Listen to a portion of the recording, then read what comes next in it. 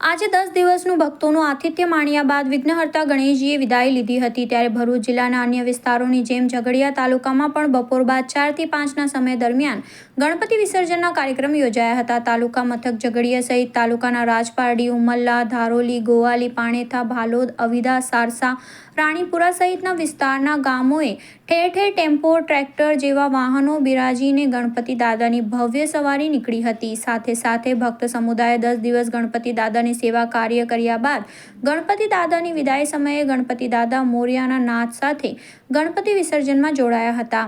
ગણેશ વિસર્જન સમયે તાલુકામાં ઠેર ઠેર ગણેશમય માહોલ જોવા મળ્યો હતો। ઝઘડિયા નગર સહિત પંથકના વિવિધ ગામોએથી મઢી ખાતે નર્મદા નદીમાં ગણપતિ વિસર્જન કરાયું હતું। રાજપારડી નગર સહિત પંથકના ગામોએથી ભાલોદ નર્મદા નદીમાં ગણપતિ વિસર્જન કરવામાં આવ્યું હતું, જ્યારે ઉમલ્લા નગર સહિતના અન્ય ગામોએથી પાણેથા, વેલુગામ વિસ્તારમાં નર્મદા નદીમાં ગણપતિ વિસર્જન કરવામાં આવ્યું હતું। તાલુકામાં ગણેશ ચતુર્થીના રોજ ઠેર ઠેર ગણપતિની નાની મોટી પ્રતિમાઓની વિધિવત સ્થાપના કરીને ગણપતિ મહોત્સવના આયોજન સાથે સવાર સાંજ ગણપતિની આરતી, પૂજન સહિતના કાર્યક્રમ ઠેર ઠેર યોજવામાં આવ્યા હતા। સારસા ગામે વિવિધ ફળિયાઓમાં તેમજ નવી વસાહતમાં ગણપતિ સ્થાપના કરીને ગણેશ મહોત્સવ શ્રદ્ધાપૂર્વક ઉજવાયો હતો।